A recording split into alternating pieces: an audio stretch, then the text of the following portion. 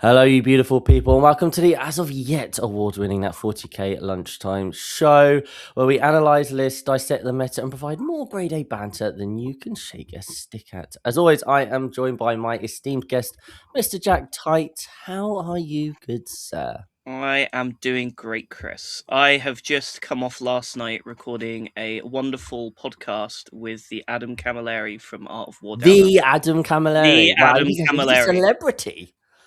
And we had a great chat about the new Orc detachment, which, if you know me, you'll know it's exactly my sort of detachment where it's definitely not that good.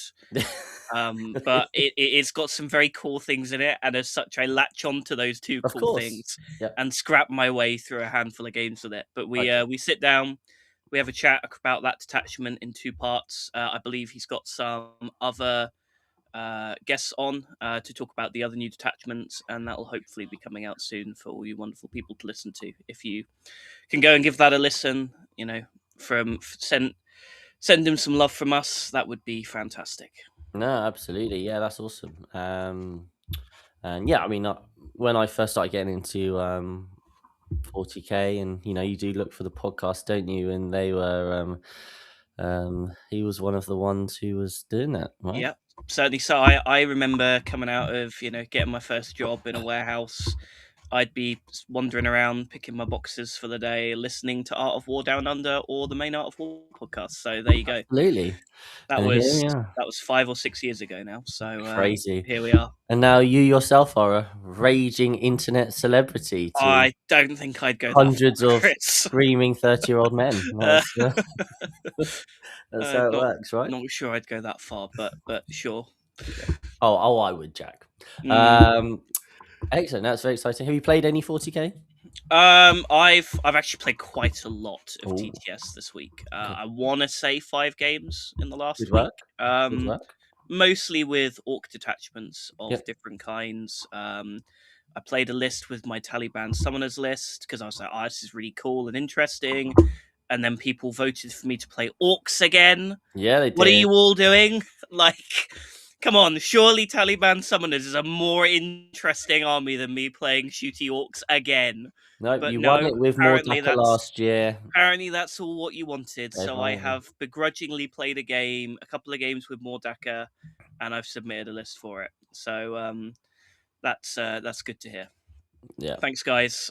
Next time, right, third time I put Taliban in to be a voted for army, we better have that in. Oh, I'm going to be disappointed. Yeah, one day you'll get it. Yeah, for those who don't know, this coming weekend is our Barnsley GT. That 6++ Grand Tournament North Edition up in Barnsley, 60-player event. It's the second time we've run it at Prestige.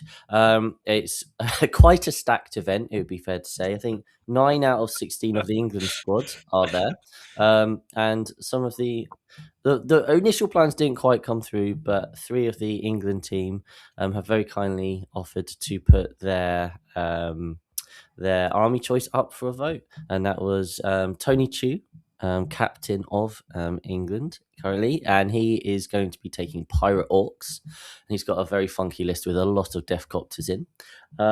We've got Nassim, GSC main, who is going to be taking GSC. Now, I don't know Nassim well enough to know how he feels about this, but I don't think I've ever seen him play GSC. So, He has actually okay, played quite a lot of GSC okay, right at the start of the edition, right at the start of the edition. Okay, but not since the Codex has come out. so But is he obviously, excited about this because it was an overwhelming vote in ooh, favour of him I doing think this? it's a good mix of I think he quite likes the idea of playing something different and weird that he'll probably beat everyone with anyway.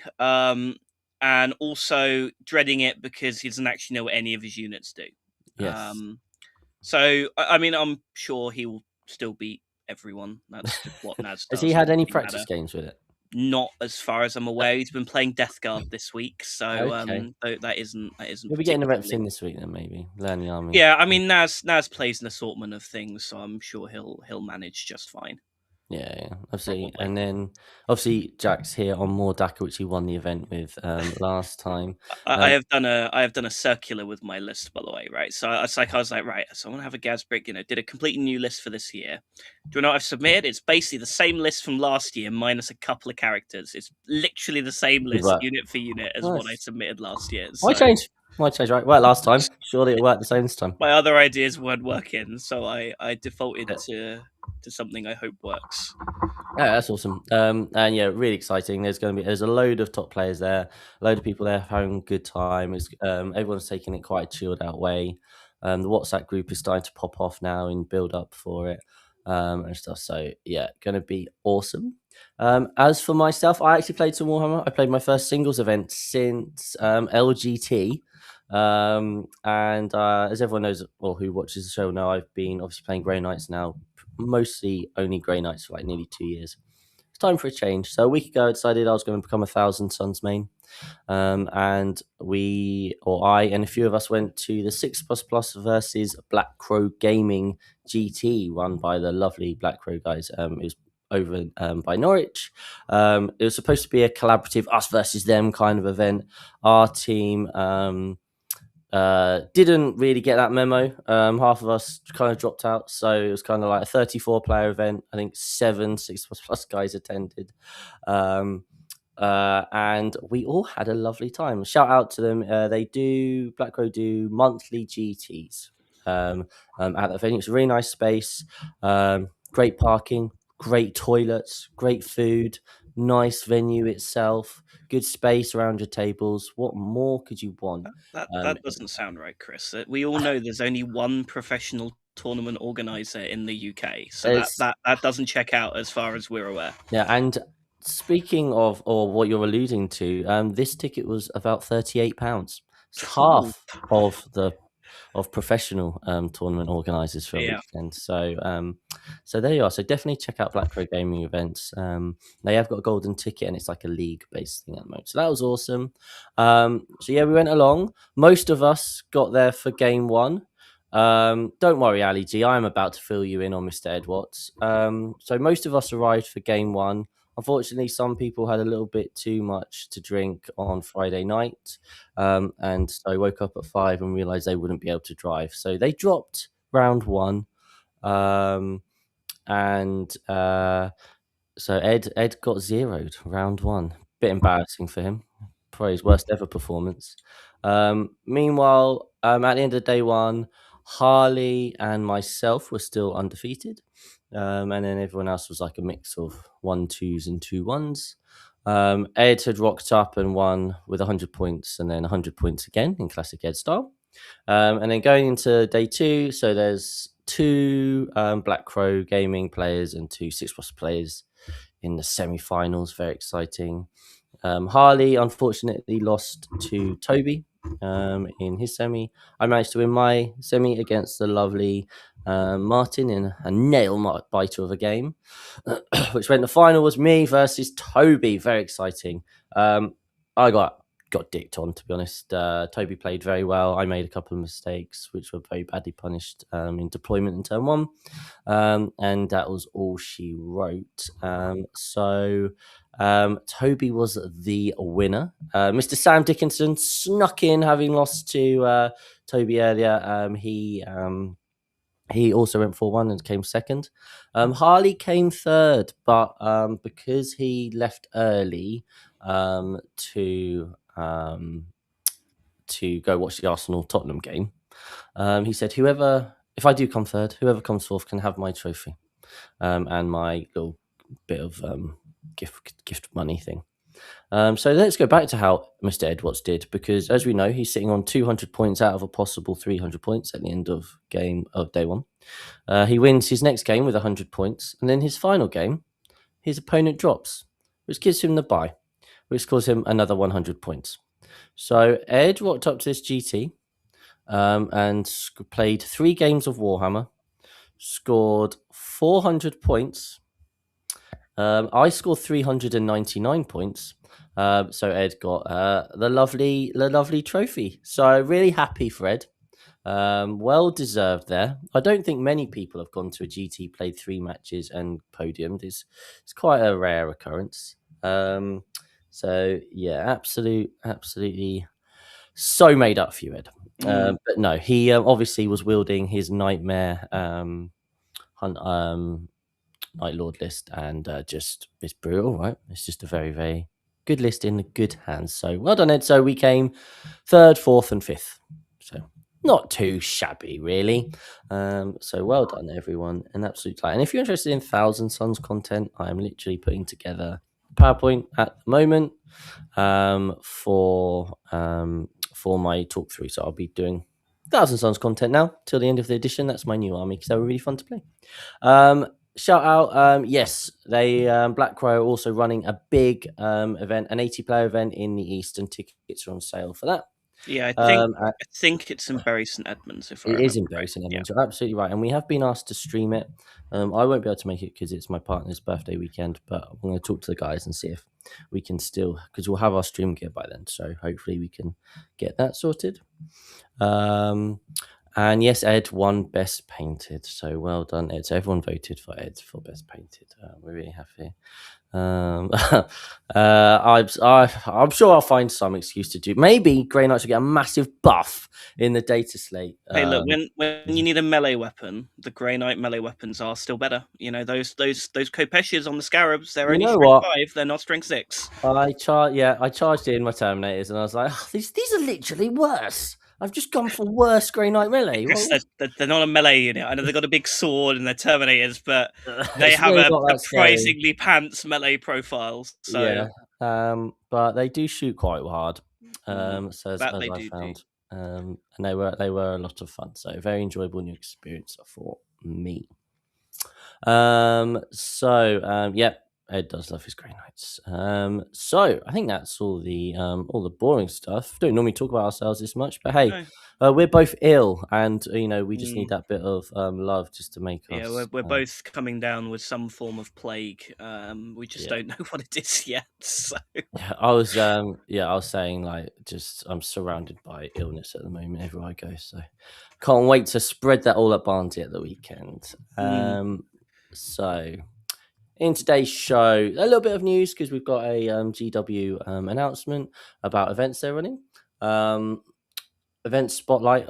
Rather than talking about Barnsley, I thought we would talk about some other small fry event which happened at the weekend, Manchester GT. It says "Who am I?" There is no "Who am I?" But we have got 3 lists to talk about, and we have even got a Deirdre. God, you've taken all our encouragement to give us something to do on the show. Seriously, well done, everyone. Yeah, finally, people are like, "Oh, we could do this." If we have to nag again, let's keep this up, right? Let's not have any more nags about giving us stuff to do. So keep this up.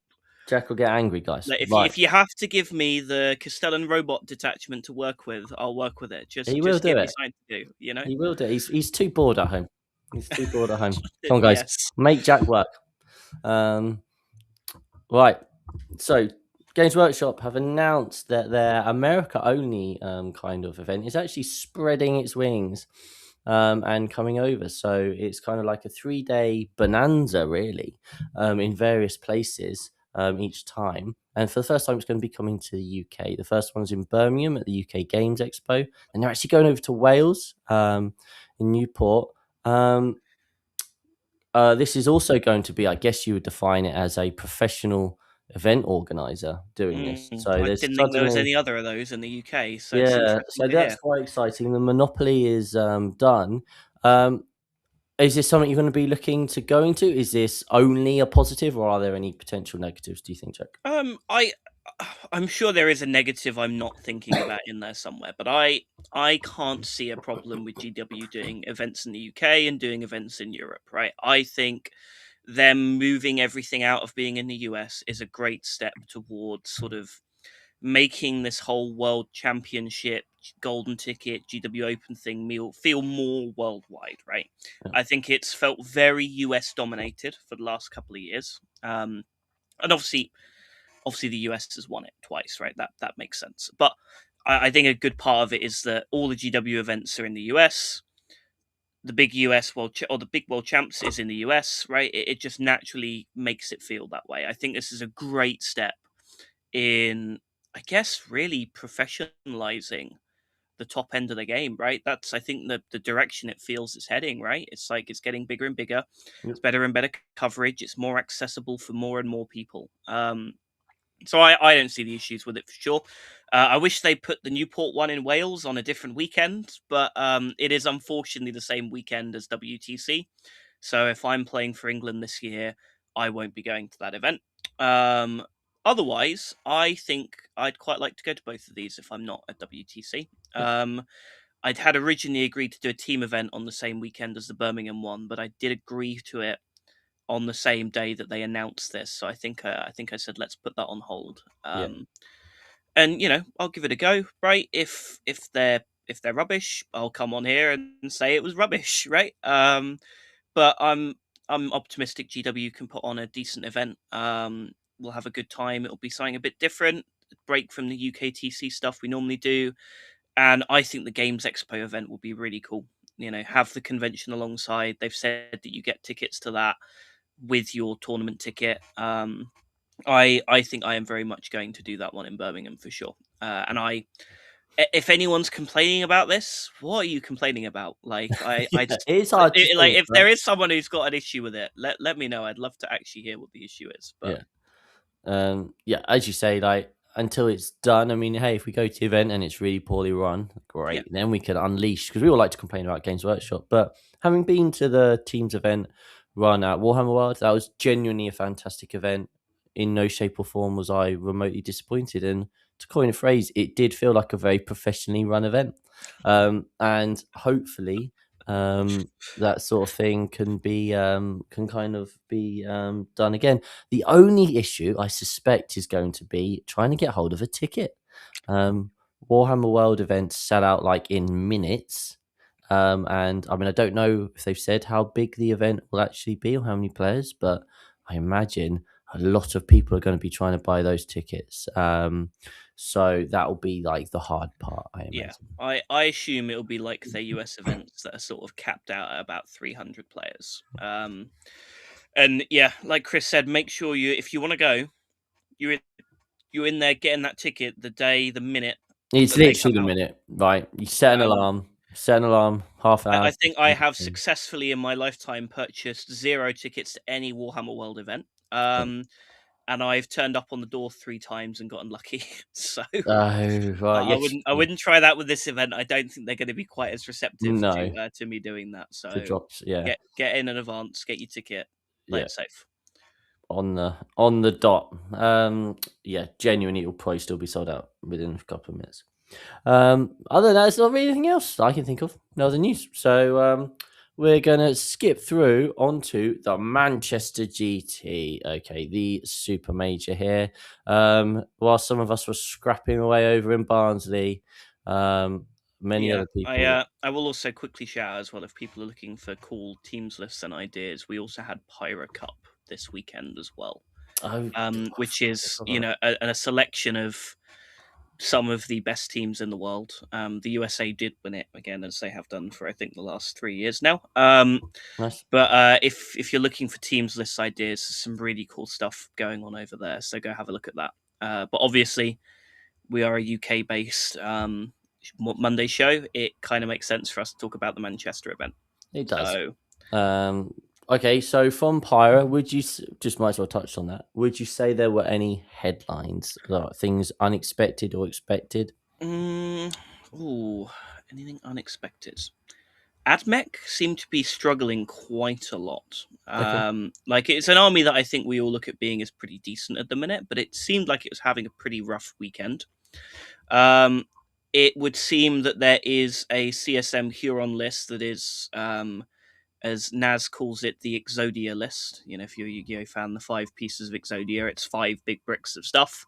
That is a very good list. It did very well in the hands of a French player. And yeah, I think those are the main takeaways. Okay. I think otherwise, the list that did best was Recon Guard being played by Wesley slash Nemo, but Yeah. he has basically played that for what feels like 2 years at this point. And I believe second was Folger playing the Custodes Land Raider list. And I know that list also had a decent result of Manchester. So if anyone thinks that list has gone away, it certainly hasn't. So Yeah. I mean, Golden Crayons are here to stay. I played. There were a few Custodian players at Barnsley, and I played into. It was like 4 or 5 units of guards, a unit of wardens, and then 15 Venatari, and that's a lot of stuff. Rapid ingressing down. Let me tell you that. That's quite. That's quite a I major remember one. your message about how you felt about it when it happened, and I you're like, genuinely spent. I'm cooked. I spent the entire game like I'm just getting hammered here. I'm losing. I'm losing. Like what? Two guard of nearly one shot a mutilate. Like what is this? Yeah, but every time I looked at the score was always close. And I went second and managed to sneak the win. Just killed just enough. But it was at no point was it a remotely comfortable game, and I did feel like that was probably one of the better games I had played. Anyway, let's talk about placings then. So Manchester 40k Super Major. There's going to be a lot of players there. What has come out on top? It is some little known RTT attendee Innes Wilson playing Space Marines, and then in second place we have Space Marines. And then it gets a bit more varied. So let's work our way down this. So Innes Wilson, Space Marines, what could it possibly be? It is, in fact, something slightly different. Now, as I always like to say, sorry, Sam, I'm just getting confused now. Jack Tight, Deathwatch main. I don't know what it is with this army that seems to be coming up more and more. It's following you around. It's like this permanently lingering thing off in the background where occasionally we cover an event and somehow the event we cover happens to have Deathwatch. It was ITT best performer, Deathwatch, and there was actually a comment on a video like 2 videos ago. Someone's like, "Did someone actually cheat with a double rapid ingress, yes, or was this?" That person was me. For those that was that you? don't understand, it was me. I did it all tournament. Spent an hour talking about it on a video I recorded with Tom Lohman. Everyone was like, "You can't do that." I read the rule again and went, I don't know why I ever thought I could do that. I clearly can't. So, the whole 10 people on Reddit came for you. Indeed, 10 people on Reddit were seriously discussing that I should never be allowed to even think about Warhammer again. I should be locked up, thrown away, and just Anyway, here we are to talk about. No, here we are to talk about Deathwatch. So talk us through it, mate. Yeah. So, looking at his list, we've got Thief of Secrets, Gavras Captain. This guy is a damage 3 powerhouse. He goes to damage 4 if he's killed a model this game. Really punchy character for his point, and he unlocks 3 stratagems for his unit and 1 other kill team. Great, good value. Judicia, Beacon Angelis, gives fights first. He lets his unit rapid ingress for free, but not a second time. That's the key distinction there. He will be going with some Deathwatch veterans for the fights first. Lieutenant with combi weapon. Classic. Why this model is still 70 points. Like, it's been in every single Space Marine list for the whole edition. Can we not just put him up to 80, 85 and see where he stands? Like, come on. And then we got the Watchmaster. He gives advance, fallback, shoot, and charge. He's got the Tome of Ectoclades. This is one of the standout enhancements of Deathwatch. It gives you 2 Oath of Moments. Not if I kill my target, I get a second Oath of Moment. It's flat 2. It just is just 2 all the time. So phenomenal. Great.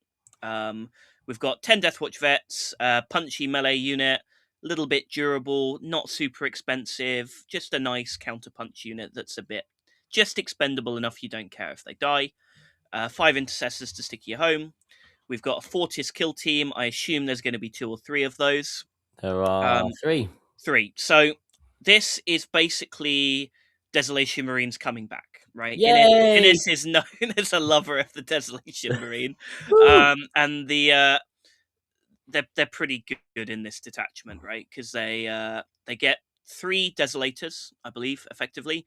And they have 2 with the little strength 4 indirect, and they have 1 with the strength 7 AP1 2 damage 1.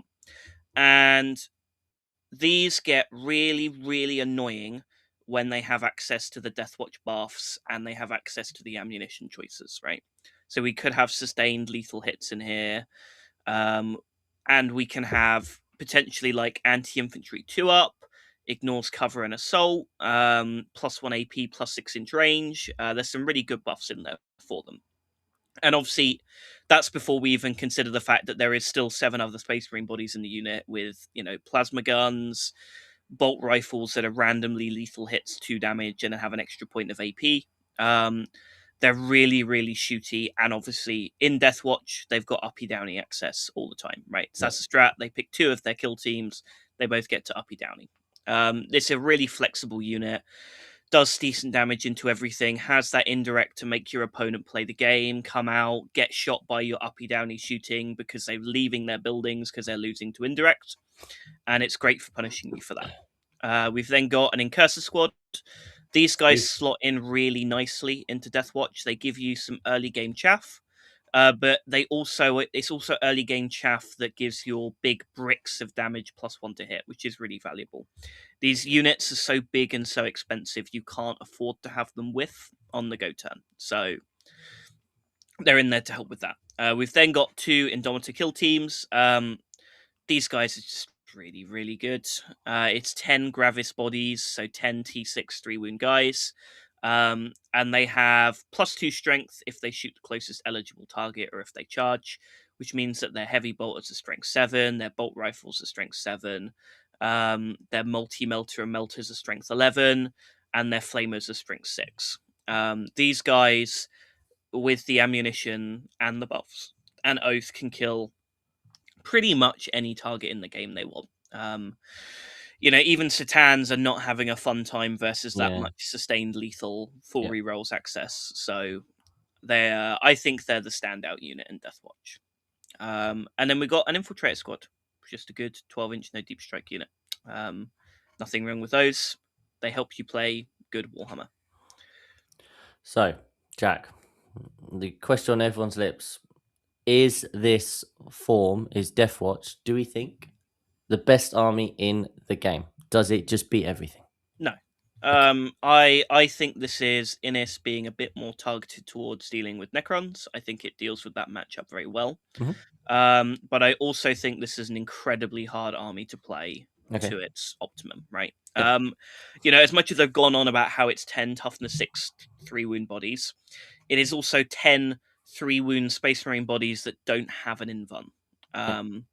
That is not a hard profile for most things in the game to kill, right? You can imagine it, you run some melters up to it, half the unit just disappears.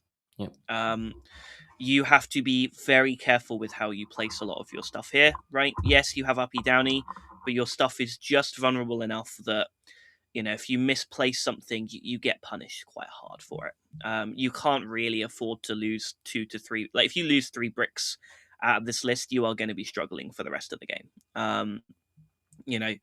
It's not mobile once it gets tagged. It's very susceptible to being bogged down in combat, right? Indomitors are pretty decent, but ultimately they're not going to punch their way out of most vehicles in combat, especially if you start tagging the ends of units. And yeah, it's a hard list to play for sure. And I think, seeing Innis do well with something is not representative of it being the best thing in the game, right? There's a whole bunch of players out there at the minute that can play stuff like this, make it look really good, but you need to know what you're doing. Do you think it's the best Space Marine variant? It's tricky. I think there's a bunch of Space Marine variants that are all viable for very different purposes and reasons. I think the best all-comers Marine list, and we'll see it in second place, is Blades of Ultramar. I think it just covers so much of the game, right? I think you can run through pretty much every army in the game and you would struggle to find it a losing matchup in there anywhere. It doesn't blow people out. It is why it's maybe not as exciting for teams, right? A lot of teams are looking at Black Templars. They just run people over, they get big scores. I think teams were running Deathwatch probably for a similar reason into certain armies.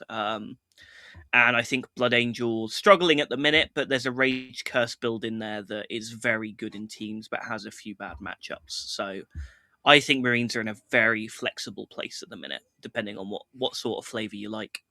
Yeah, and to be fair though, like that's to some extent what you want. Like, I mean, because the worst situation the game is in is when there's one very clear marine variant which is super strong and everyone's taking the same 4 or 5 units out of 100 data sheets or whatever, however many there are. So as we've alluded to, Innes beat David Gaylord in the final, I believe. I actually know nothing about the event because I was away, so I believe that's what happened. I assume it was the classic UKTC. They finished after 7 games. Innis had more points, and that was Oh, it. was it? Oh, so Yeah, you just picked them. that They is how didn't they match do it up. now, I Right, believe. okay.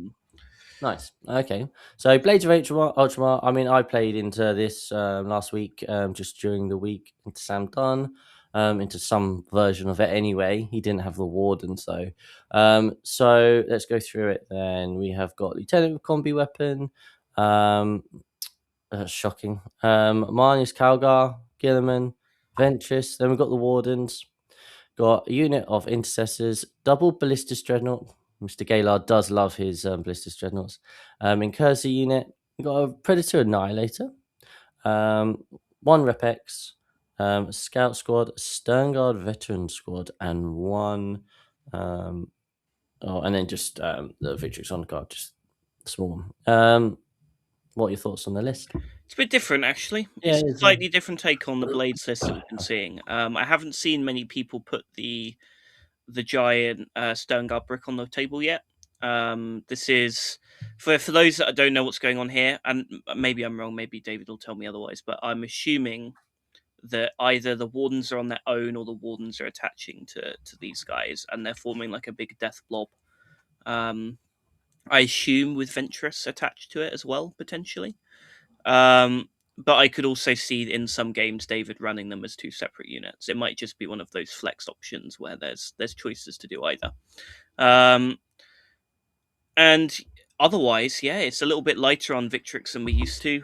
He's only running the 1 unit that I assume is joined by Calgar. And, it is smaller, right? But it's still Calgar and 5 Victrix Guard. I think you can make that work. And I think he's gone a little wider than a lot of the Blades of Ultramar lists I've been seeing, right? I think there's a little bit more, a few more pieces here to play the game with. We've got the Incursors, we've got the Wardens, we've got the Scouts. Is there Scout Squads in there? I think I remember seeing some of those further down. Yeah, Yeah. we've got some Scouts. He's just gone a little bit wider than what we've been seeing of the normal sort of double Repex, triple Ballistas, 12 Victrix, really stodgy, shooty, punchy build, but maybe lacks a little bit on the playing the game, screening, scoring your secondary side of things. So Mhm.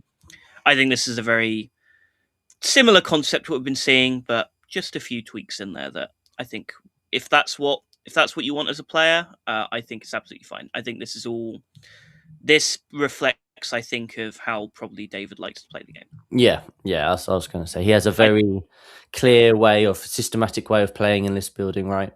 Yeah. And I'm sure he'll talk about it on 40k Fireside. So make sure you check that out if you're interested in this sort of list. Then we've got Chris Kinner on Necron, so top placed of the Necrons, and it looks like Innis played him in the final round. So we've got Awakened Dynasty is his flavor of choice. Obviously, Star Shatter, quite a popular choice at the moment. So he's gone for Awakened Dynasty. We've then got Aquarimancer, Luminor Cesaris, Imhotep the Stormlord, Lucas Lord, good old Right. Jack's No, best hang on, friend. hang on. Right, so I've got a complaint about Amantar this week because I watched Yeah, the game last week where I watched actually Mr. Tom Lohman yeah. throw a grenade at I believe it was Amantar actually. It might have been a unit near him, but he threw a grenade at. Oh no, that was it. He did the Saboteur's Mine on a unit of warriors that moved on to the point, and he rolled the 6 mortal wounds, and then Amantar gave them 5 up, feel no pains that they then passed, and it's like, what? Why is this a thing? Like, I am still blown away that we are at least a few weeks from this character being released and we haven't seen him fixed yet. Like, I am. It's a really. I just don't get it. This character is so overpowered for his points, and I just don't think anything's going to be done about him, and like, because it's a one-off, and I just think he's getting missed. But he's in every single list under the sun. Please fix this character, Games Workshop. Please make him 230 points minimum. If there's anyone out there who'd like to go through our episodes and just snip each of the sections where Jack complains about Necrosaur, and then I could like edit it together, and then we could unleash like a Jack package of Yeah. Jack rants about Necrosaur. Maybe we could turn it into a song, you know, like bit We'll of send editing. it. We'll send it straight to Josh. How about that? We put it together in a package. We send it to Josh. Yeah, I like that. He can then not change Amantar, and then I can continue complaining about it until we have enough different like vocal chord uses to turn it into a song. Yeah, I think so. One of those edited, you know. Yeah, with like the beat in the I background. I see it. Yeah. Anyway, sorry, off topic there, but thank you for fulfilling your contractual obligation to. Oh, that's a good point. I about haven't complained Necrosaur. about the Psychomancers that are just after. Oh, it. that's true. We've got Throw then my two complaint at that team. Psychomancers to choose from. Why so- is this also a unit? Why is this 55 points? If you haven't played against these guys, they are the most annoying things in the game. Like, just Take a battle shot. take a battle shock. Take a battle shock. Oh, I don't need to see you. Oh, you're also at -1. Oh, you're below starting strength. Take another battle shock for being near me at -1. Great. You could do it in. You can do it in their command phase, right? No. Or is it only in your command phase? So their command phase is the aura if you're below starting strength. Right. Okay. Their command phase, or any of their phases, is you Yeah, take a battle shock test within 18. So does that happen before primary scored? For them, yes. That's exactly you why cannot- it's so yeah. annoying, because they can give themselves like 5 or 10 extra points if you're failing your If battle you just keep shots. failing them, yeah. While you're trying to contest the warriors that are on the objectives, probably. And you don't need line of sight for that. Nope. That's mental. That is actually 18-inch range as well. It's not even short range, right? It's not even like you got to be within 12. It's 18. That's and then if you do finally get hold of them, because they're not very hard to kill, they just spend 1 CP and they come back anyway. So great. Yeah, as you can tell, there's a couple of Necron units I'm really not pleased with and how they're designed. Yeah. Anyway, triple Scorpec Lord. That's fun. Silent King, 10 Immortals. Oh, I've not seen them around for a while. Small unit of Scarab Swarms. I won my first ever tournament running Scarab Swarms, and they won me the game, my final. So I always love when I own Necrons. I had 27 of these bad boys. I just love them so much. Canoptic Tomb Crawlers, and then a unit of 3 heavy destroyers, 3 normal destroyers, 3 normal destroyers. So there we are. That is different, right? So it's awakened. It's got no doomsday arcs. It's got no Satan. Why is this so effective? It's got no warrior brick. The characters are all just hyper efficient and annoying in this detachment, right? You know, they can all res. It's got some uppy downy shooting in it. The Immortals unit is a surprisingly smart piece of tech, I think, for Necrons. Because I think one of the things Necrons can struggle with a little bit is if your opponent has 5 idiots on the middle objective, it's like, okay, how do I clear them off without committing an actual unit to this problem? So what the Immortals do is they get joined by the Chronomancer, they get joined by the 2 Tomb Crawler guys, and they move out. They shoot something in the middle with reroll 1s to hit, 1s to wound from the Silent King, and sustained from Amantar. Mm-hmm. They kill it, and then they move back behind the wall. Yep. A really good reusable piece when you know that your opponent is trying to drip feed you to contest your resurrecting characters every turn.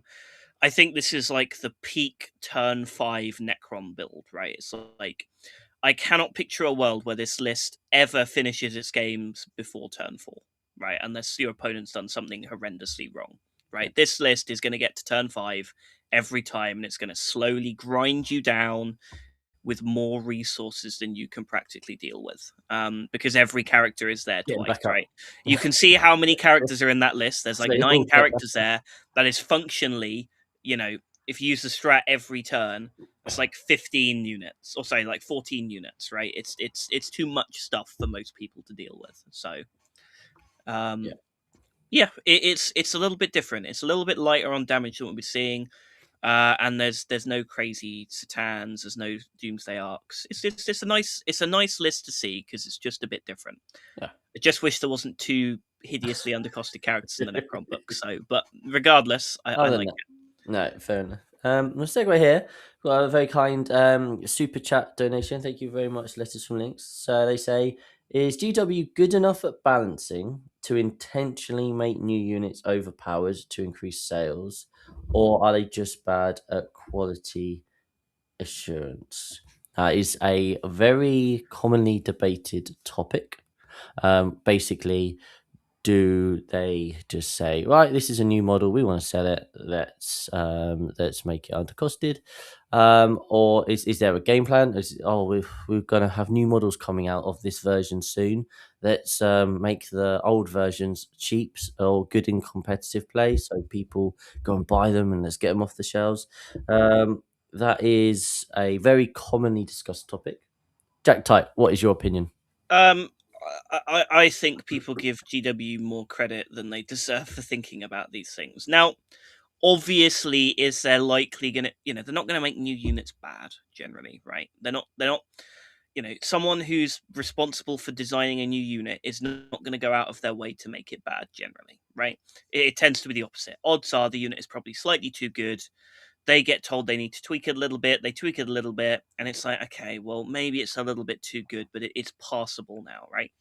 You know, I think I think the real standout of Miss recently is Victrix and Amantar, right? Those units came out and they were ridiculous. But generally, they don't try to design units to be bad, right? Sometimes they just are. Sometimes the person who's designed it has gotten it a bit wrong. But I think trying to say that GW does it to make money. I mean, sure, right? They're a company. They're here to make money. But I don't think they're trying to ruin the balance of the game to go and get people to buy 18 Victrix, because I've ranted about this before when Victrix came out. But making people want 80 or the max number of a new unit does not actually help you get any more sales. What it does is it makes everyone go and print them instead, right? I'm not going to buy 18 Victrix knowing that they're going to get nerfed in 3 months' time, right? Not going to spend the £240 that's going to cost me.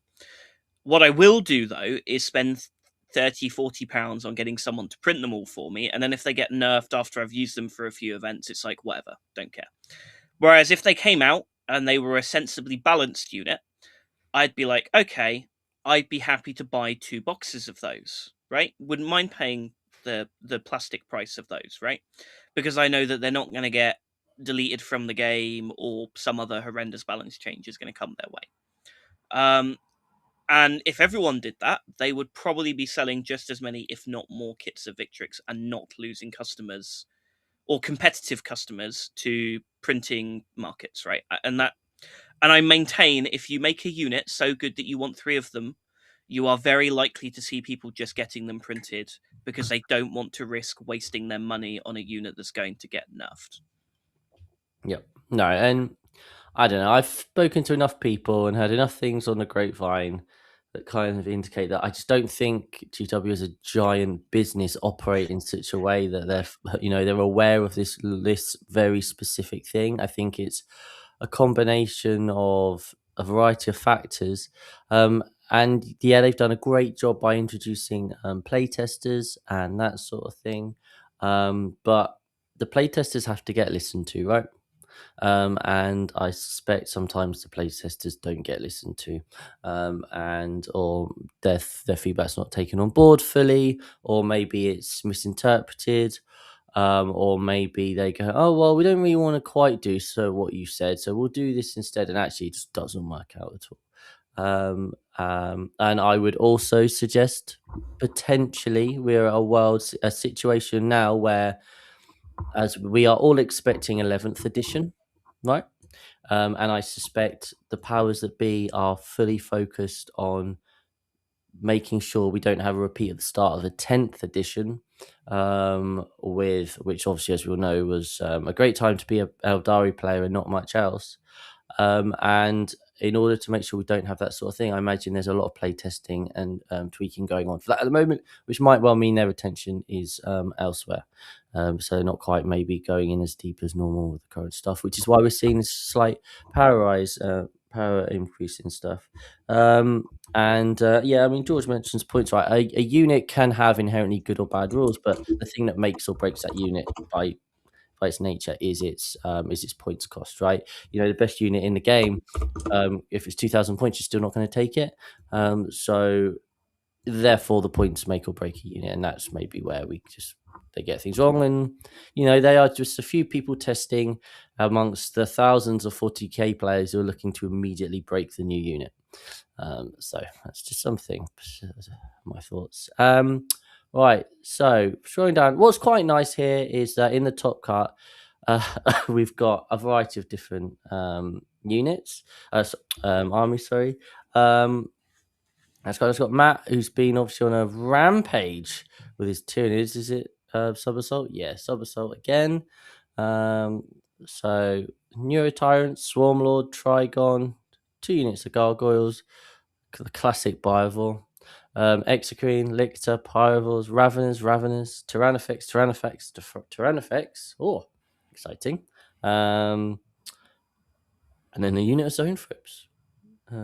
Matt, obviously a very good player with so many reps, and that shows. So he's made the top cut. So great work there. Anything about that catches your eye, or do you think Tyranids are in a decent spot at the moment? Is this the best build for them? I think this is as good as it's going to get for Tyranids build wise. I'd be lying if I said they weren't an army that really is suffering a lot. Yep. They're an army that has a bunch of really cool and great rules and detachments, but the data sheets are all bad generally, right? They're all just not as good as the data sheets other armies put on the table now. They're propped up by detachment rules like Subterranean Assault, right? You think about it. What if you gave 6-inch Deep Strike and reroll ones to hit all the time to any other army in the game, it would be broken. But because you've given it to Tyranids, it's just decent. Yeah. And that is, that's how I feel it is for Nids. Really, it's I'd like to see their data sheets get fixed. Really, they are suffering a little bit. It all feels a bit meh when you compare it to what other armies can put on the table now. And we're starting to print equally powerful detachments for armies that have better units. So I think Tyranid players are really going to start feeling the squeeze of the power creep. But just buff the data sheets, GW. Just give them something. Can we stop putting right? Yeah, can we stop putting the Exocrine up 10 points one update and then down 10 points the next, right? Can we actually fix them in some meaningful way, please? Yeah. Well, I'm Matt. Mr. Greg Chamberlain of Team England with Votan. What spice of Votan? That's half bad. It's the same Votan that Greg has been killing everyone live for what feels like 8 months at this point. So, okay, well, that's really boring, Greg. Change it up, mate. But no, if you are okay, question. Let's say I'm new to Votan. I want to play Votan. Is this peak Votan? Is this what I should dive into to learn Votan? It's tricky, right? I think if you're diving into Votan to learn it, I think you're better off playing the new detachment. I think it's much more straightforward to manage the yield points. All the strats are really powerful. This is the detachment you branch off into once you feel comfortable with navigating, fortify, and hostile takeover, I think it is. Once you work out how you want to navigate those and you've got a plan for your yield points, I think this is by far and away the best Votan detachment. There you go. But well done, Greg, you legend. He's going to be at our event that weekend. Scott Morris, Aeldari. Now, this is a fun one. I remember when Tom and I read through the book, I remember going, this detachment sounds really good. And literally no one really has put in effort. Well, I'm sure 1 or 2 people have, but you're not seeing it in tournaments. But he has gone for Guardian Battle Host. Probably the least explored alongside the Wraith detachment. And it's just basically a lot of shooting AP 1 and 2 essentially, but it's got good strats. It's just good fun. So that's awesome. Scott's done well with this. So we've got Eldrad, we've got Farseer, Jane Zar, Warlock, and then this is what makes this kind of style of list really. So we've got 10 defenders, 10 Storm Guardians, 10 Storm Guardians, 10 Storm Guardians, 10 Storm Guardians. It's an Eldar Horde, madness. Howling Banshee unit, double Shroud Runner, double War, because they're kind of like stripping cover, giving benefits and that sort of thing. And then triple Warlock Conclave. That's a blast from the past. Is this the future of Eldar, Jack? Is this I think tech? this detachment is about to get a lot better. Yeah. So this the best thing about this detachment, right, is it has arguably one of the single best stratagems ever printed, right? But the only reason you don't see it talked about more is because it goes on Guardians. And what it is effectively at the end of your opponent's turn, I believe it is, you pick one of your Guardian units and you put it in reserves. And you bring back every destroyed model in that unit. And it goes into reserves. So, you get the ability to bring them in somewhere else next turn. Now, I'm not sure how that interacts with the Warlock Conclave, but I believe, if my understanding is right, you would bring back the Warlock Conclave models as well. Might be wrong on that. Please do not quote me on that if you're watching this. But I believe that is how that stratagem works. So you suddenly have these surprisingly durable bricks of 15 models that I think are -1 to be wounded. They have invuns. They have the Eldar battle token, so they can move after being shot.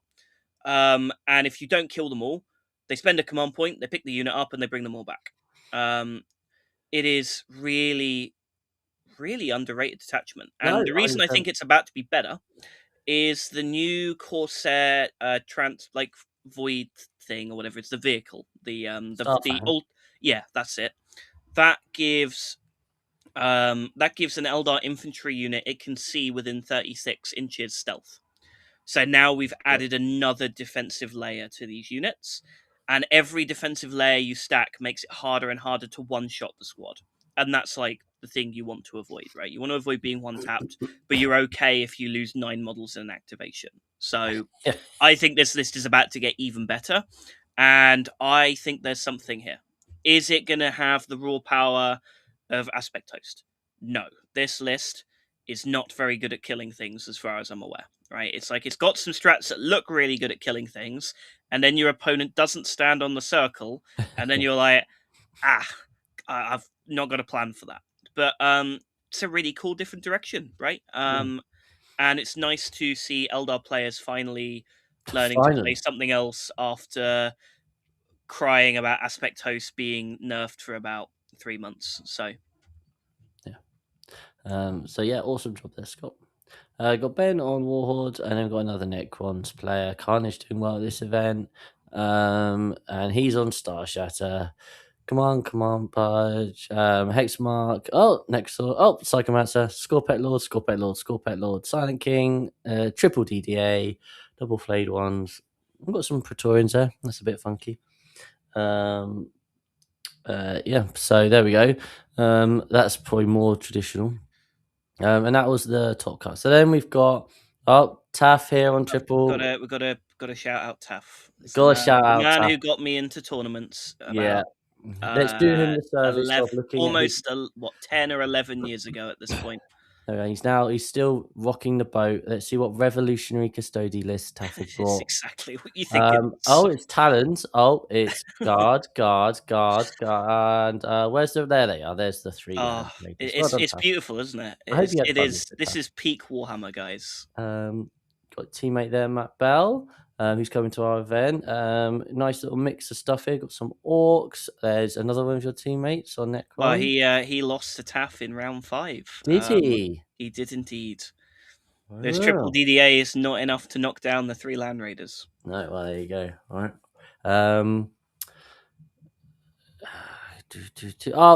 Shout out the Grey Knights. Always got to check out the Chris has been scrolling down looking for that There'll one. Be a Grey Knight. Go too far today. There'll be one Grey Knight player that you went for, it's always the way. And if I was to guess, I haven't looked at this. If I was to guess, I'm going to say Stormraven. Okay, that's my guess. One strike Librarian, squad and a Crow, rhino. Strike Squad, Just feeling Rhino. it in it. Really changing it up. 10 interceptors in Warbane is a bit unusual. 5 interceptors Purgation Squad. I think they're quite cool at the moment. 10 purifiers. 10 purifiers. Another 5 purifiers. Oh, there we Oh, go. it's the Stormraven. Stormraven. And then okay, so there we go.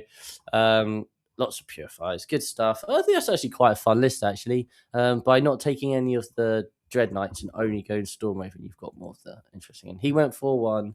Well done, sir, for that. Danny, then War Masters, lots of War Masters in attendance this weekend. Yeah, okay. So, how are we feeling then? I mean, we're expecting a balanced data slate soon. We won't wax lyrical about what all the changes we want and how Necrosaur and Psychomats need to go up. But do we feel like people are complaining a lot about Necrons at the moment? Do we feel like, despite that, the balance is in of the meta is okay, or is it not a fun play experience? Do you think? It's in that turbulent period where we're going through a power creep, right? We're going through a period of power creep in the game, which means that some armies that have been updated and have got their new release feel great to play. Any army that is not included in that lot just feel a little bit underwhelming at the minute, right? And it'll be fine, right? Because they'll hit a new level, right? And they'll balance all the armies, hopefully in the data slate, to be on par with that end of edition type thing. Maybe they don't, and then there's a whole bunch of armies in the game that if they don't get a release in these 500 World campaign, Maelstrom, whatever books, then they're going to be struggling. But I think at the minute it's not. The game is not in a phenomenal spot, right? There is stuff that is clearly better than others, and you are feeling the power creep with a lot of new data sheets. Yeah, no, I think, and it's going to be very interesting to see on what will probably be the final ever data slate coming up. I think it'll be very interesting to see what changes they do. Do they just blow the doors wide off? Everyone gets absolutely mammoth changes, absolute carnage, fun for everyone. Or are they, as I said earlier, so focused on 11th that actually it's minor tweaks, everyone's pissed off for the final few months of the edition? I think that's where it's going. It seems more likely, doesn't it? But we will see. As long as Necrosaur and the Psychomancer go up, Jack will be. Yep. Look, you know what? I'll even pass on the Psychomancer, right? As long as we get Necrosaur, okay? I don't mind the Psychomancer. He annoys me, but I will begrudgingly accept his existence as long as Necrosaur goes to 250 points. Okay, so here's a question for you, Jack. What would make you more annoyed? Necrosaur not getting touched or Necrosaur going up like 15 points? Ooh. Because I think it's going up 15. Yeah, I think going up just 15 would annoy me more because it means that they are aware that he's the problem and have gone, yes, paying 180 points will stop all the Necron players from taking this sustained hits aura. Of course it will. Yeah. Yeah. Okay. Right. Well, so that was a look at Manchester. Sorry, apparently I skipped Byron. Well done, Byron. Congratulations. We love you, Byron. Unfortunately, I can't list everyone out. Right. We've had some lists in, guys. Woo, woo, woo. Oh. As always, if you are a member on any of our tiers on YouTube, it's like £3 a month gets you access to entering our King of the Ping League, the Discord only, members only section, any painting competitions we run, anything like that. £5 a month gets you, in addition, access to all our members' videos. We have loads of good members' videos there. I promise you, watch all of our members' videos, you'll be, at least one of those videos will make you better at 40k. I do promise that. And that's £5 a month. So go check it out if you haven't yet before, see if there's anything that catches your eye. But as I said, if you're any sort of member, you can submit a list in the list doctor section of our members only bit on Discord. Usually Jack, very, very rarely me, will talk about your list and offer suggestions. They can be whatever you want, right? Jack has gone away and literally put Castellan robots on the table to try and work it out with someone. Like he's that invested in you guys. So yeah, and it turns out we're quite lucky. Jack knows quite a lot about different armies. So yeah, we've got 3 different armies here, which I know nothing about. So that's good times. So Spacebugs, Orcs, Warhorde. Now Spacebugs did give us a list quite a while ago, and Jack offered up some advice. Jack's obviously just upset this isn't more DACA, but I guess we'll allow it. Unbelievable. So let's go through the list and see what Jack thinks. 2 beast bosses, beast boss on Squig, with a 4+ Feel No Pain enhancement or something. Big mech with Follow Me enhancement. Gaz, 2 units of 10 beast snagger boys, 20 boys, 3 trucks, 2 units of 5 flash gits, unit Gretchen, unit commandos, 2 units of 5 knobs with claws, and then 2x5 storm boys. What do you think, Jack? I think my first thought is, so we've got the Gaz unit as sort of a big hammer unit. And then beyond that, I think we start struggling a little bit with big durable type units, right? Yeah. Take our Rogel Dawns or our Land Raiders and stuff like that. I'm wondering if we either need to, have a plan for it, right? Where we go, okay, we're not going to worry about these units. We're just going to deal with anything else, or we need to have another thing that's like really, really scary. Now, if it were me, I don't like big expensive units, so I'm going to go down the let's have a plan to do it otherwise approach. I think alternatively we need like a couple more sort of, I want to say, I mean, I'm thinking I want to see more flash kits here, right? I think Sure. I think flash kits are just the most useful unit you can put in any orc list imaginable, and I think anyone running less than 15 is insane. They do everything, right? They shoot people, they clear off your screens. If I looked at this, I'd be going, cool, I can screen the Gaz brick off with some chaff, right? I can make a big bubble, right? I can really protect the heart of my units from Gaz because he hasn't got any screen clearing. Whereas if I saw a unit of 10 flash kits in there, I'd start to be getting a bit worried, I think, about, okay, can I screen this off without him killing it in shooting? I don't think I can, right? If we have 10 and a 5 or 2 10s, right, I think this looks a lot scarier for me. I think you achieve those points, I think, by cutting some of the scoring chaff. I think you can take the Storm Boys out. Warhorde is not I'm going to score my secondary cards on turn 4 and 5 type list, right? It's like, turn 1, I stage. Turn 2, maybe I stage, maybe I kill you. Turn 3, I'm definitely killing you. And then turn 4 and 5 just sort of work themselves out after that. So your focus really needs to be on how do I play those first 3 turns of the game, right? Let's say I don't hit the go button on turn 2. How do I make sure I've got enough units for turn 1 and turn 2? Well, if you've got commandos, that's sort of your turn 1 units sorted, right? And then turn 2, maybe you use one of the 2 bricks of flash kits if you can get them in there, or the beast boss. Like I've actually played around with solo beast bosses and Mozrog recently, and they're not bad. They just never quite achieved what I wanted them to do. Like I get them as like this like durable, slightly annoying to kill piece, but expecting them to do anything beyond that is, I think, unlikely. But I see the logic with them. I think for me, I'd want more flash kits so that I can screen clear on turn 2, and so that I have that sort of turn 2 need to clear off the middle, maybe provide an Overwatch threat to stop my transports being wrapped or something of that effect, right? I just think flash kits are too flexible a unit not to be taking 3 units of them, at least 15 to 20 models. Entirely fair. I forgot that there are 2 war bosses with the knobs, by the way, if that changes anything. Oh, that's fine. I looked at the Yeah, I know list Jack on actually does look Plus at them. anyway. So yeah, nice, excellent. Hopefully that was helpful. Right, next one. Pancakes is on Tyranids. Somersault. He says, "Hi, Chris and Jack. I'm building a list for an 8-player team event using the full WTC map rule set. Very exciting. Unfortunately, I don't have Ed's ability to put together and build an army quickly, so I'm stuck with my nids. My primary function will be as a 2nd or 3rd defender, just trying to keep games close. So we're going for a blunting style list. I've settled on sub assault for the detachment. I think my best bet playing into the current meta of nids is to divide my opponent's forces and deny primary when there is an opportunity.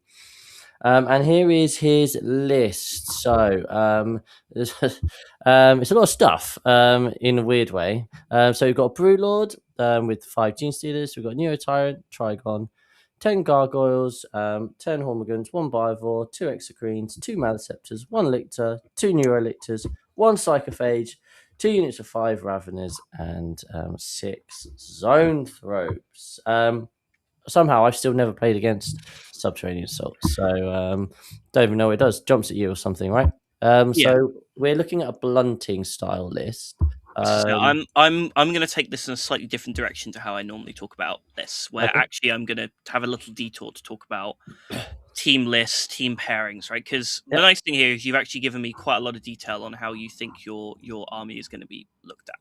So you're going to looking at being a second or third defender. So there's 2 things we need to keep in mind here.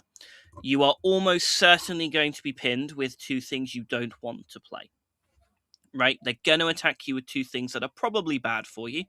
Right? If you're looking at the 2 things they've attacked into you and going, "Oh, this is great for me," someone has gotten something wrong. Yeah. It's either you or it's them. So we're not going to be playing things we want to play.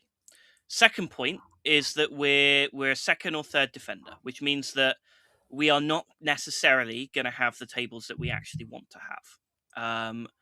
So this sort of leads you into needing to have an army that is really, really consistent at doing something. So in this case, I think you've gone for the wrong detachment. I think for building for Nids, it's going to be like, I'm going to accept playing anything in the game, and I'm just going to score my benchmark of points. I think what Subterranean Assault does a little bit better is attacking certain types of armies, right? You attack the things that can't screen you. You attack the armies where you can, you're not a defender type list, right? Subterranean doesn't care about board, right? You don't care if you get stuck on a bad board. So I think the actual good defender Tyranids detachment is Invasion Fleet. I know it sounds boring. I'm glad I was sat down for that, Jack. I know it sounds boring, right? But functionally as a list, 3 20-man units, 4 20-man units of infantry that can regrow, that have feel no pain access, that turtle up on your expansion and on your home objective, and maybe you drip feed a couple models out to the middle, is functionally a much better list at scoring its 6 to 8 point scores into a bigger variety of matchups than I think Subterranean is, right? Now, obviously, if you want to play Subterranean Tyranids, don't let me ruin that for you, right? That my feedback here is They're crying purely right now. looking at your role within a team, right? Yeah. So, I'll talk about Subterranean here, right? But I think if you know that's what your role is for this team event, I think looking at an invasion fleet list with a lot of monsters and about 60 to 80 infantry is going to get you a much better benchmark of points. And I think actually, go look at some of the. I don't know if they ran it at Pyro this weekend, but there's a Belgian player who has run the same list at WTC for like the past 2.5, 3 years, and it's just Invasion Fleet.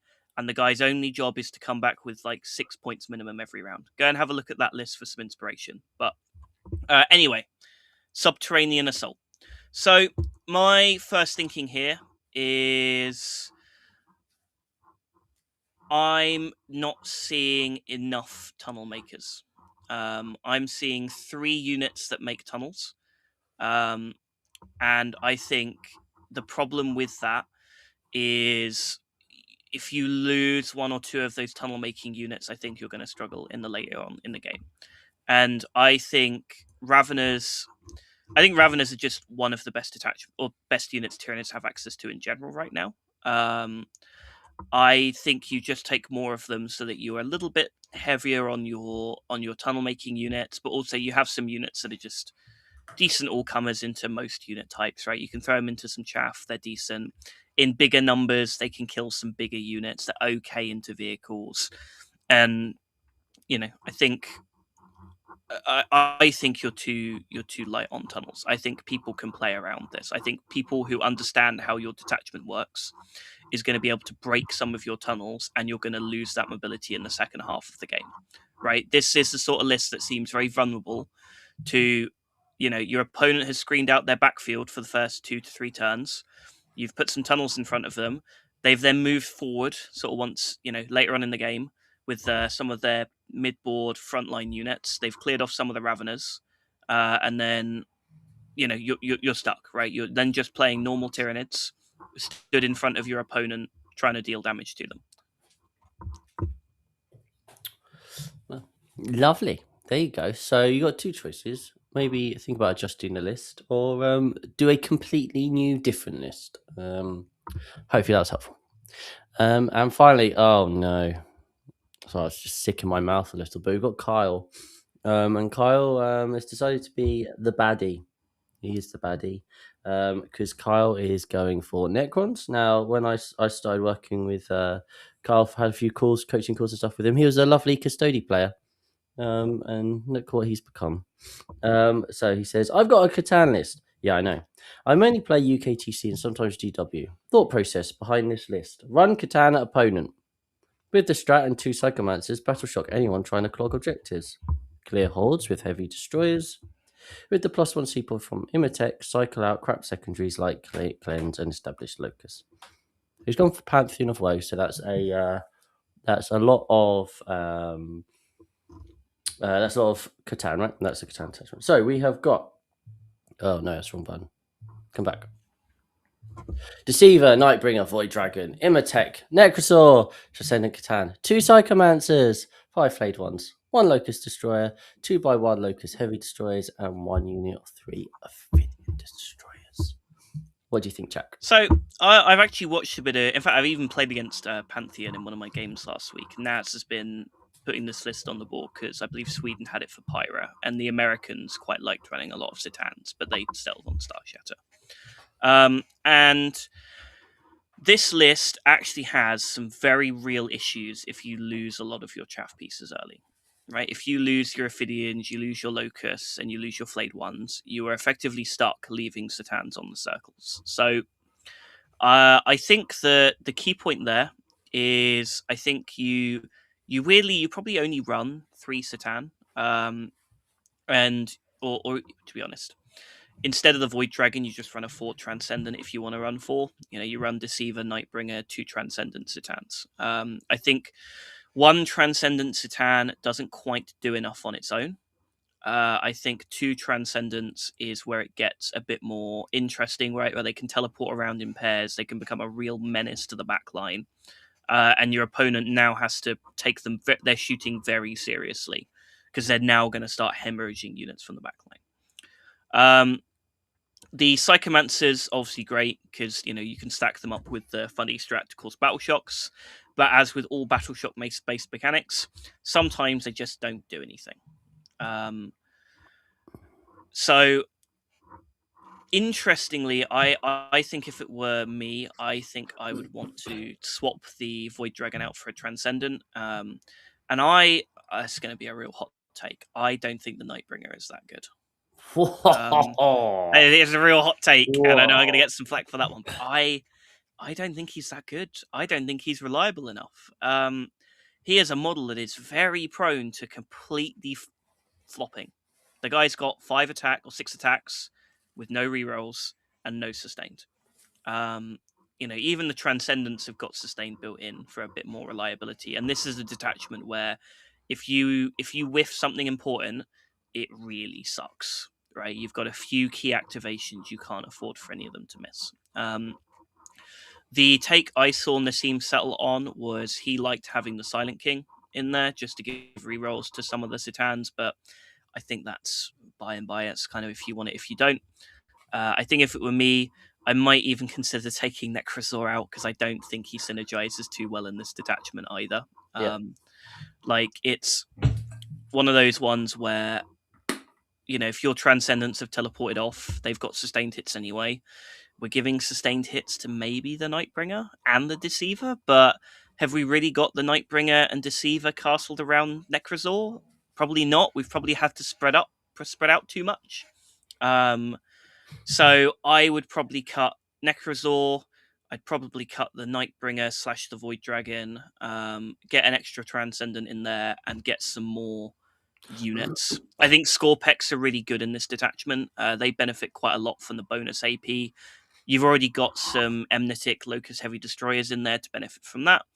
And I think that's my take on it. Just a bit more stuff to play the game with. Otherwise, you end up with Satans standing on circles, and your opponent plays around the fact that you have to be stood on the circles with them. Yeah, it's interesting. Isn't it? I played into Jamie Clifford's, and I think he was running 5 Catan to begin with, and Necrosaur maybe. And at the end, I was like, I'm not really that impressed with this Necrosaur guy. And obviously, Jamie's argument was that he can go through walls, so he can punch things actually through a wall, and he has fights first as well. That was like kind of the reasoning why he liked it. But as you say, does he actually bring enough, or could you just have more stuff? It is an interesting one. Right. Okay. Final thing for the show today. Dear Deirdre, this is from not Ed Watts. Okay, so it's everyone or anyone, but not Ed Watts. He says, I'm currently averaging out painting 1, sometimes 2 armies a month. Weird, that does sound like Ed Watts, but it's definitely not Ed Watts. Quality varies, and I actually revisited my Chaos Space Marines, which is the first army I've revisited in a while. What is your process of building / painting an army up nicely? So what's your workflow? Is it all in one? Batches of 5 units, models one by one? Any advice is appreciated. Love from not Ed. Okay, Jack, you're starting a new army. I feel the problem here is not Ed has asked someone who handles things the same way Ed probably would. And as such, the answer is probably going to be exactly what not Ed would do anyway. Okay, interesting. So what is your approach then? So mine varies, right? Sometimes I'm really into doing a project and getting it done quickly, right? There are some armies I've done that I think look great that I have done genuinely in 2 weeks. Start to finish, built, painted, everything in 2 weeks. But for most people, that isn't an option, right? My job, how I make my money and whatnot, gives me the luxury of being able to do things like that sometimes. Otherwise, when I'm not powering through an army in 2 weeks, small batches, right? It tends to be that I'm at the point now where I know that small batch painting is the quickest way of doing things for me. As much as sometimes you just want to get that model done, I think you're more likely to get a nice looking army done in a decent time by doing small batches of things. The problem with painting models one by one is you tend to spend too much time on each individual model. Like if you've got 6 months to paint an army and you want to spend all the time in the world on it, absolutely do it that way. You'll have an army that looks fantastic at the end of it. If you're trying to stick to a reasonable time frame, batch painting for sure, right? Unit by unit tends to be how I do it. But my energy level and commitment to painting an army varies wildly depending on what's going on, right? At the minute, I've been powering through Naz's Space Marines that you'll see at Windsor in a couple of weeks, right? And that's been done in, if you see them in 3 to 4 weeks, they're not going to be my best painted models ever. I'm going to take them back off of him after the event to finish them, but they'll be done, right? And they'll be done fairly quickly, and I'm doing them in batches. I'm genuinely painting all the infantry at once, right? I've done all the purple, I've done all the gold, about to do all of the black, armor, black casings on the guns and stuff after the show. That's my job for the day. And batch painting is always quickest, but it is a hobby, right? If you're not enjoying batch painting, why are you batch painting? It's one of those ones where there isn't really any phenomenal advice that someone can give you that is the answer. It just has to be what you're enjoying. If you're not enjoying it, don't do it. Yeah, I think that's the most important thing. Like we've all at points been keen to paint something, right? Or most of us have. And other times we're like, oh, we can't be bothered. And it could be just depending entirely on mood. I mean, for me personally, I like to make sure I'm changing it up between things. It's one of the reasons why I really struggle to paint Space Marines, because they're all just the same style. And it's why I end up just painting like different unit colors for different jobs, just because I kind of need that variance. Like at the moment I'm doing my Thousand Suns, so obviously they they have trim, right? And I remember before ITT, Ben was painting Emperor's Children, And he had all of his. They're all airbrushed. They all look very pretty. And he was about to start using like the gold pen on the trim. And the idea of painting all of the armor, all of the trim, all of the weapons across like a whole army, like sends me like makes me sweat. Like it sounds so miserable. So like for my rubrics, I've done the base armor. I've done the silver, I've done the black, I've got the gold left. I'm like, just trying to paint the gold on one rubric takes like 15 minutes. I don't want to spend like 2 hours just painting gold armor. It just make me so miserable. So literally Your for me, problem there, Chris, is you've done them the wrong way around. You have to spray rubrics but I gold. can't for my scheme. That's the Oh, issue. you say you can't, but it makes it so painful if you don't spray them Oh gold. yeah, I know, I I know. honestly, I would rather spend 3 hours cleaning them up than having to paint the trim, realize I've messed up a bit, and have to clean up the model anyway. Yeah, I T-Suns were an army that I got about 5 units through doing, and then went. God, I'm that's happy annoying. with what I've done, but I don't think I'm ever going to get 2,000 points of this done. Yeah, no, I fully get that. And so my approach is going to be like one, because I don't get that much time to paint these days. Is going to be one evening I'm going to paint the gold on the units' helmets, and then the next evening I'm going to paint the gold on the units' backpacks or whatever. And that's just kind of be like how I'm going to be trying to break it down mentally.